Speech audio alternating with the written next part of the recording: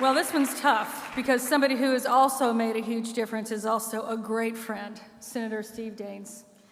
All of our friend for so long, and I think you've been to every gala since you became senator. In fact, I know you have. And our friendship began when you were thinking about running for Senate. And your journey to run was just as beautiful as every day after. You've been a leader in a way that is along the lines of what Senator Langford was saying, like, there's a problem we have. Okay, what's the solution? You were saying to me at one point, you know, it's not as organized as it should be by you guys in the Senate. What are we going to do about that? So I said, what? Maybe you should be the head of, maybe you should start the Senate Pro-Life Caucus. He's like, oh, okay, well, I have a few other jobs, but nothing's more important. So Grandpa Daines has decided to go back home, and I'm sure you've got other great plans, but at the top of the list is to be a grandpa and a dad in the way that you always have been. Your friendship and your leadership, your great advice, thoroughgoing, has been a blessing to the whole pro-life movement, to the organization and the inspiration in the Senate, and to me personally. So I'm very, very grateful. Thank you so much. And because we love you so much, you get to have another award, but this one is big because this says it's Distinguished Leader Award for your steadfast leadership and founding of the Pro-Life Caucus in the U.S. Senate. Thank you.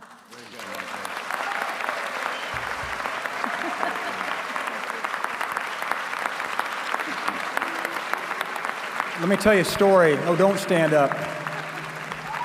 13 years ago, my sweet wife, Cindy, now 39 years of marriage, 4 children, and yes, Marjorie, 7 grandchildren. We've had 7 grandchildren now in the last 6 years, and that was part of the calculus. Spent a little more time back home in Montana. But 13 years ago, Cindy and I showed up in this city, kind of a foreign city in many ways to many Montanans, including this Montana boy. And we had breakfast with Marjorie. We were considering running for a U.S. Senate seat that had not been held by a Republican in 100 years. So we jumped in the race, and I remember that breakfast with Marjorie like it was yesterday. I remember tears from Cindy and myself and Marjorie. If somebody walked by our table, they probably would have asked, who just passed away? And it was a realization that we needed to take this next step and run for the U.S. Senate and go after a seat that had not been held by somebody who believed in pro-life principles for a long, long time. And so we got in the race. November of 2014 occurs. And that night, it's Barack Obama's second midterm election. We picked up 9 U.S. Senate seats. And I'm sharing this with y'all because this story continues, because sometimes you might ask, you show up at these SBA events every year faithfully. You're donating your treasures. And there's a lot of asks for your time and your treasure, but you believe in this cause, as these senators up here do, and as I do, and in Marjorie's leadership. So we show up in Washington with a 54-46 majority, and Barack Obama is president for 2 more years. The dog caught the car, now what? Well, you know what happened, of course, then in January. Justice Scalia, it was actually February, passed away. And now there's an open U.S. Supreme Court seat, and we had ball control in the U.S. Senate. And we blocked Merrick Garland's appointment to the U.S. Senate.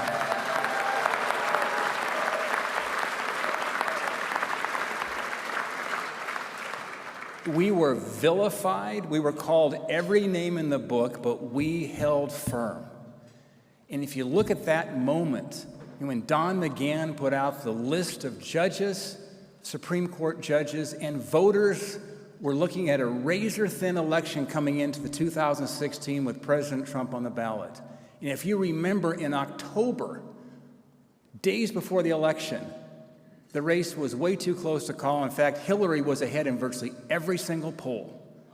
But Karl Rove has said before that voters look for shortcuts. And if you remember that election outcome, President Trump won by less than 100,000 votes. And I will tell you, a key part of that victory were voters knowing that the Supreme Court was on the ballot. And I will tell you, that's one of the reasons President Trump won in 2016. I'm a kind of a math numbers guy. It does come down to math and votes. And so now it's coming into January of 2017.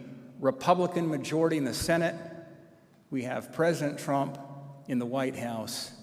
And the rest is history. Would have put in place enough Supreme Court judges that then, when it came to that wonderful time in June of 2022, we overturned Roe v. Wade.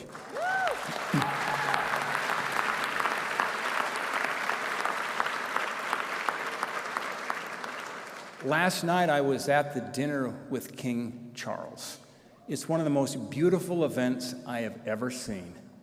But as I'm being a little more reflective, knowing that my last day in the U.S. Senate will be in January of next year, we had the Supreme Court justices, the three that we put on the bench, of Kavanaugh, of Gorsuch, of Amy Coney Barrett. We're all there last night, and it was quite the moment to sit back and just see that and see the impact that you all have made by investing in these races. Winners make policies, and losers go home. We're not here just to run races. We're here to win races. And SBA is on the doors, mobilizing voters, getting our people out, persuading on the doors, and making a tremendous difference, saving countless lives that only God knows. And let me close, if I might, speaking of the God of heaven and earth. As Moses was wrapping up his time, knowing he wasn't going to get to the promised land, he had a little problem with anger management. In Deuteronomy 30, as he is basically kind of unloading his last will and testament to the Israelites, he said this in Deuteronomy 30, verses 19 through 20. He says, "This day I call the heavens and the earth as witnesses against you, that I have set before you life and death, blessings and curses. Now choose life, so that you and your children may live, and that you may love the Lord your God, listen to his voice, and hold fast to him." Thank you.